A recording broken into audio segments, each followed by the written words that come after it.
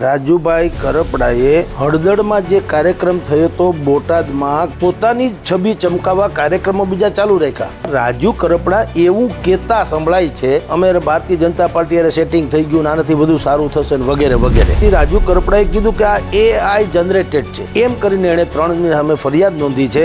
આમ આદમી પાર્ટીને નુકસાન થવાનું મોટે પાયે કે હકીકત છે કોઈ ત્રીજો પક્ષ ફાવતો નથી. 10 વર્ષમાં ચૂંટણી છે વિધાનસભાની અને ત્યાં જ આવી હાલત થઈ ગઈ.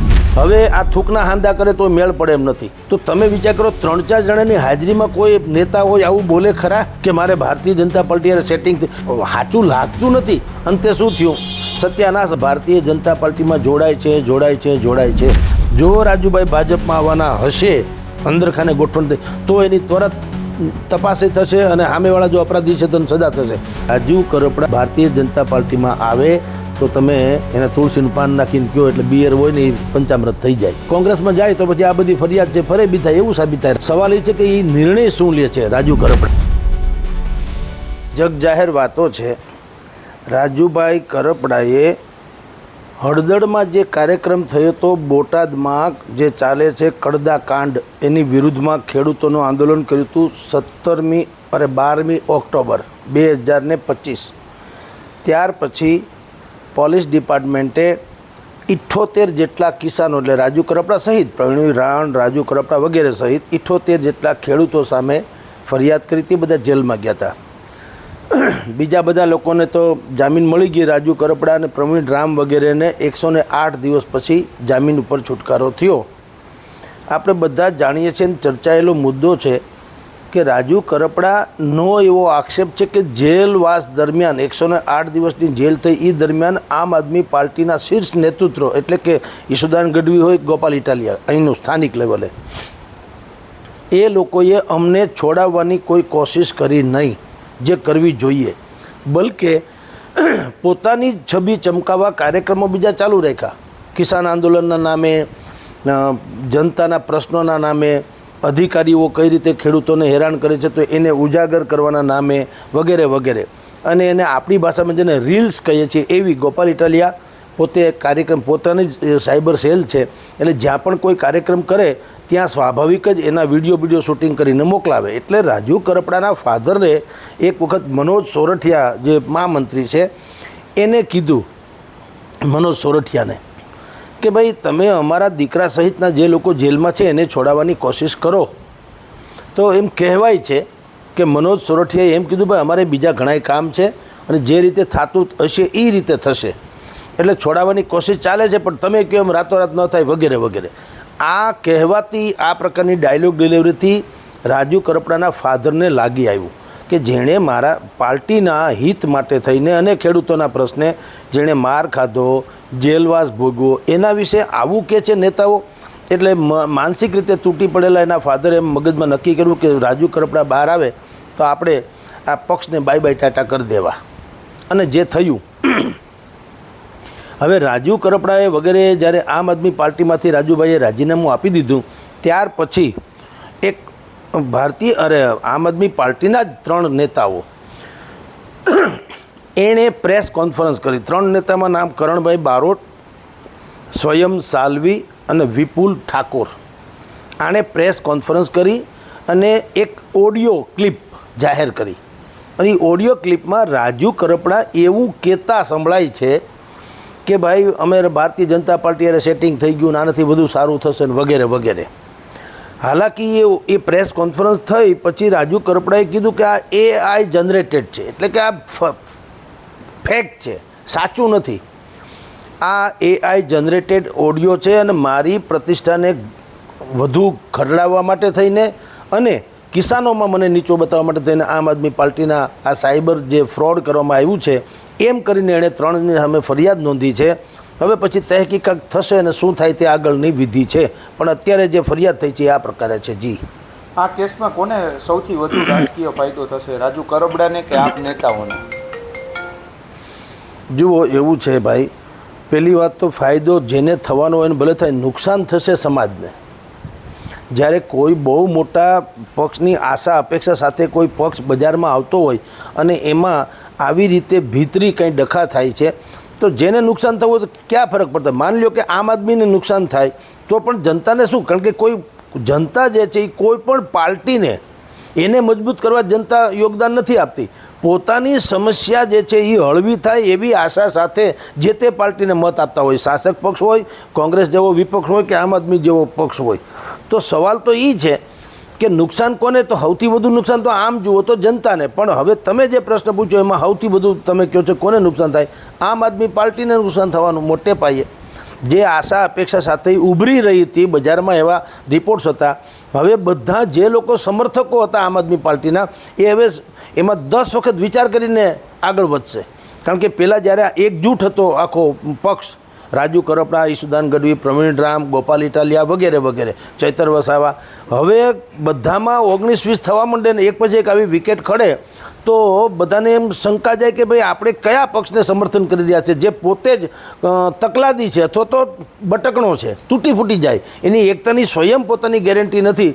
તો આપણે આ સાહસ કરવું શું કામ? એટલે ગુજરાતની રાજનીતિમાં જે થર્ડ ફોર્સ, ત્રીજો મોરચો ક્યારેય સફળ થતો નથી. એ જે લોકવાય અત્યાર સુધીની માન્યતા છે એ આ કારણથી વધુ દ્રઢ બની કે હકીકત છે કોઈ ત્રીજો પક્ષ ફાવતો નથી. એન કેન પ્રકારે એ શું કામ નથી ફાવતો એ જુદી વાત છે, નથી ફાવતો એ હકીકત છે. અત્યારે તો તૂટી ફૂટી ગયું.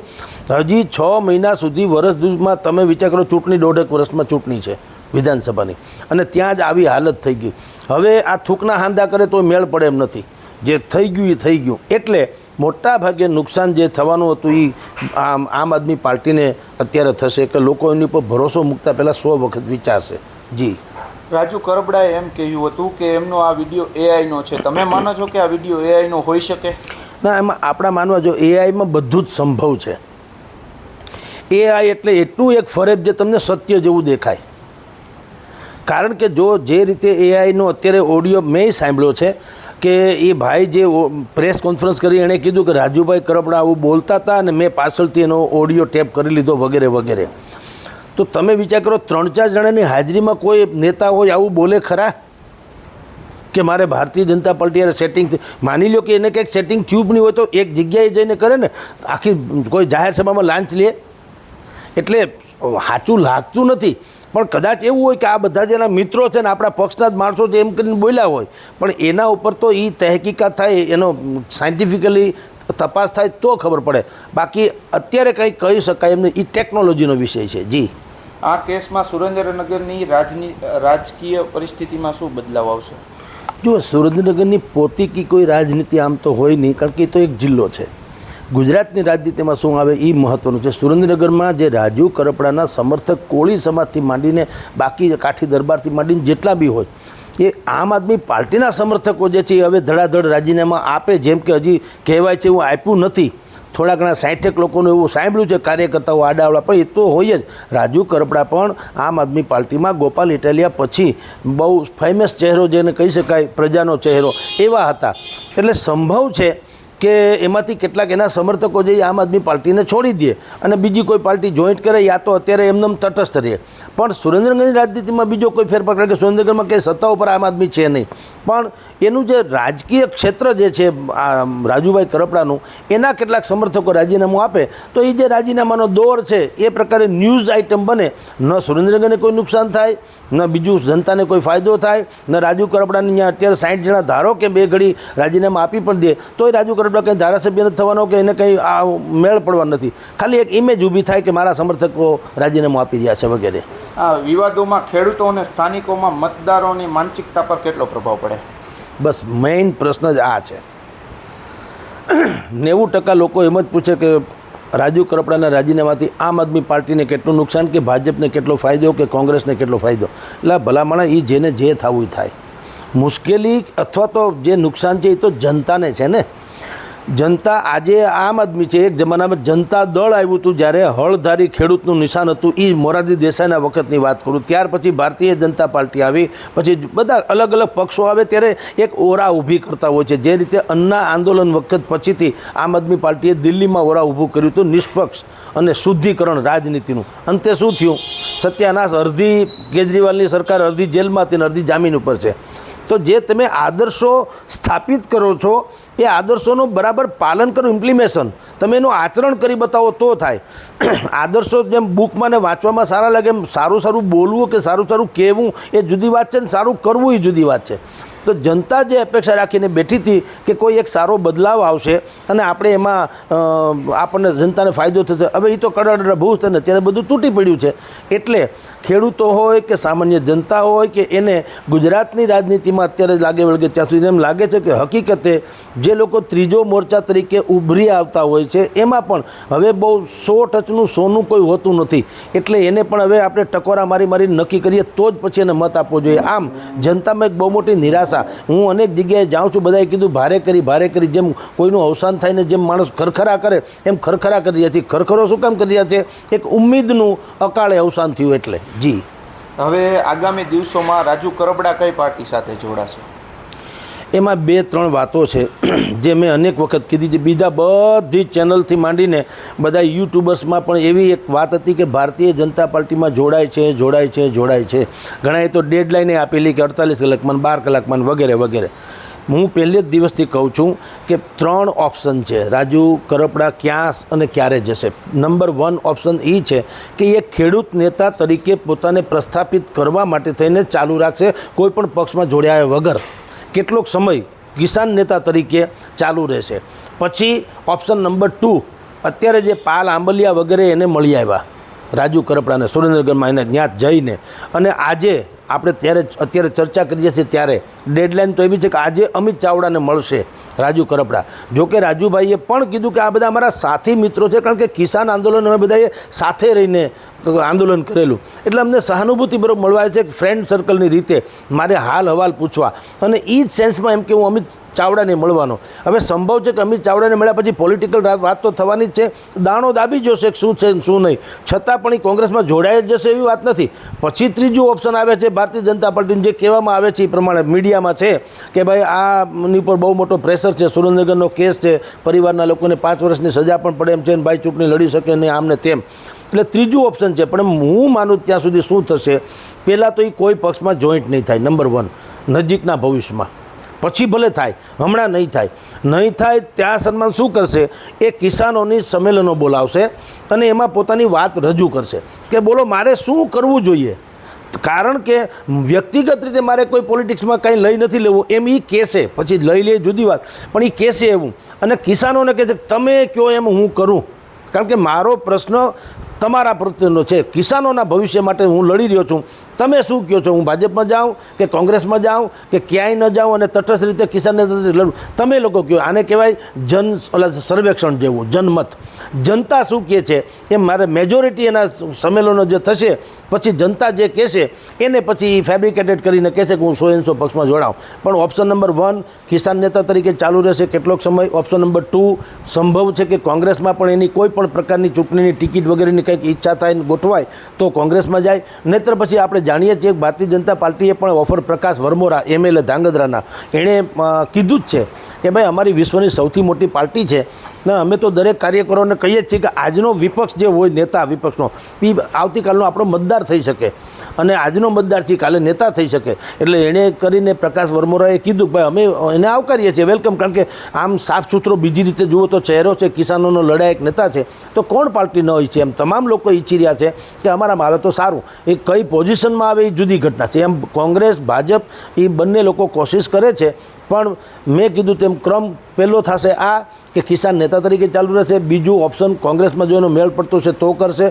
અને કાંઈ એવી શરતો હોય કે કોંગ્રેસવાળા એ શરત માની ન શકે ધારો કે, તો પછી નિર્વિકલ્પે ભારતીય જનતા પાર્ટીમાં જોડાય, એમાં કોઈ સંભવ નથી. આ 3 વિકલ્પ છે. પરંતુ આ સાયબર ક્રાઇમ આ પ્રકારનો ઓડિયો ક્લિપની તપાસ કઈ રીતે કરશે? કારણ કે આજે એક સૌથી મોટો સવાલ છે. જુઓ, આમ તમને કહું, દિલ્હીમાં આજે AI આર્ટિફિશિયલ ઇન્ટેલિજન્સ એની વર્લ્ડ લેવલની આજે કોન્ફરન્સ છે અહીંયા દિલ્હીમાં. નરેન્દ્ર મોદી સાહેબ એનું ઉદ્ઘાટન એ કરવાના છે ને એને સંબોધવાના છે વગેરે વગેરે. એમાં આ જ મુદ્દો છે કે AI જનરેટેડ જે કંઈ સાયબર ફ્રોડ થાય છે એમાંથી કઈ રીતે બચી શકાય. કારણ કે ચીન અને અમેરિકા એ AIથી માંડીને એ બધામાં અત્યારે વિશ્વ લેવલે સૌથી મોટું છે, પણ એ શું છે એવા એપ્સ નાખી દઈએ કે એમાં પછી સુધારો એમાં સંભવ નથી, અપરાધ થઈ શકે. તમે કોઈને ફસાવી શકો, છૂટકવાની બારી નથી. ભારત પાસે એવી ઇન્ટેલિજન્સી છે કે એ લોકો એમાંથી ક્યાંક નવું શોધી કાઢે. કારણ કે આ એઆઈ જનરેટર બહુ ખતરનાક ઘટના છે. હું તમને અત્યારે રામ બોલું ને મારા મોઢામાંથી રહીમે નીકળે અને ગાળે બીજું નીકળે, માની લ્યો, તો તમે મારા જ હોઠ પપડે જે રીતના એમાં એ લોકો એવા શબ્દો ફિટ કરી દે કે તમે સાંભળનારાને પહેલી દ્રષ્ટિએ એમ જ લાગે હું આ જ બોલી રહ્યો છું. હું તમને વિનય વિવેકપૂર્વક અત્યારે વાત કરતો હોઉં તો એવા જ શબ્દોવાળી ગાળો મૂકી દે, તમે સાંભળો તમે ચક્કર ખાઈ જાઓ. એટલે હવે એની તપાસ તો જેમ FSL કરીએ છીએ આ પ્રકારે સાયન્ટિફિકલી કોઈ તપાસ થતી હશે તો એ પ્રમાણે કરવામાં આવશે કે સાચું શું ને ખોટું શું. પણ અત્યારે તો બંને તરફથી દાવા કરવામાં આવે છે. આમ આદમી પાર્ટીના લોકોએ કીધું છે કે આ ઓડિયો સાચો છે, એના મિત્રોએ જેની અમે ફરિયાદ થઈ છે, અને રાજુ કરપડા કહે છે કે આ AI જનરેટેડ છે. એટલે પોલીસની પાસે એની પાસે જે ટેકનોલોજી સહિતનું કારણ હશે એ પ્રમાણે તપાસ કરીને જાહેર કરશે.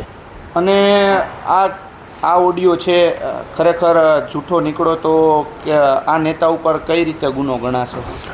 જો સાયબર ફ્રોડના જેવો ગુનો એવી એની કલમો છે. એટલે સાયબર ફ્રોડ આની પ્રતિષ્ઠાને હાનિ પહોંચાડવા જેવી તો વાત છે ને, છે તો પોલિટિકલી એની ઉપર કોઈ કરોડો રૂપિયા લઈ લીધા કે એવી તો કંઈ છે નહીં.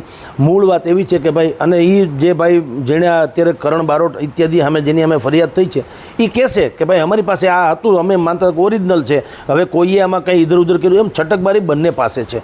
પણ પોલીસ ધારો કે કરપડાની ફરિયાદને ગંભીર ગણી અને સામે સ્વાભાવિક જ છે, રાઇવલ છે, આમ આદમી પાર્ટી જ છે, તો કડક કાર્યવાહી જે કોઈ ધારા હેઠળ થતી હશે એ પ્રમાણે થાય પણ ખરું અને એને જેલમાં જવાનો વારો આવે. સામાન્ય રીતે લોકોના કેસને સમય લાગતો હોય છે, પણ આ કેસને કેટલો સમય લાગશે? કારણ કે રાજકીય મુદ્દો પણ બની શકે છે. એ તો સ્વાભાવિક વાત છે, એમાં કોઈ પ્રશ્ન રહેતો નથી. તમે આ કેસમાં તમે જો રાજુ કરપડા જે રીતે જેલમાંથી છૂટ્યા તો આમ આદમી પાર્ટીવાળાએ આક્ષેપ તો કર્યો ને કે 6 વાગ્યા પછી જેલની બહાર કોઈને, ઇવન તો પ્રવીણ રામ એની સાથે હતા, એને 6 પહેલાં અથવા તો બીજે દિવસે એને છોડ્યા. પણ કહેવાય છે કે રાજુભાઈ કરપડા ઉપર જે રીતે થયા તો એ રાતના છૂટ્યા, 7-8 વાગે રાતના. એટલે મહેરબાની કરી તંત્ર એટલા માટે મહેરબાની કરી દરેક પોતપોતાની રીતે જોતા હોય છે. એમ આ કેસમાં તમે કહો એમ, જો એનો ભારતીય જનતા પાર્ટી કહો કે તંત્ર કહો, એ એને ગંભીરતાથી ઓબ્વિયસલી લેવાના છે. જો રાજુભાઈ ભાજપમાં આવવાના હશે અંદરખાને ગોઠવણ થઈ તો એની ત્વરત તપાસ થશે અને સામેવાળા જો અપરાધી છે તો સજા થશે. જો ભાજપમાં નહીં આવવાના હોય તો ફરિયાદ કાગળ ઉપર રહેશે ને તપાસ ચાલુ છે એવું થશે. કેસ પછી કાંઈ નહીં ભાઈ, રાજુ કરપડા શું નિર્ણય કરે છે એના ઉપર બધો આધાર છે. ભારતીય જનતા પાર્ટીમાં આવે તો તમે એને તુલસીનું પાન નાખીને કહો એટલે બિયર હોય ને એ પંચામૃત થઈ જાય. એમ પછી ત્યાં આવી જાય તો જુદી ઘટના છે, ન આવે તો પછી તો તમે જાણો જ છો કે કોંગ્રેસમાં જાય તો પછી આ બધી ફરિયાદ છે ફરે બી થાય એવું સાબિત થાય. રાજકારણમાં તો શું નથી થતું.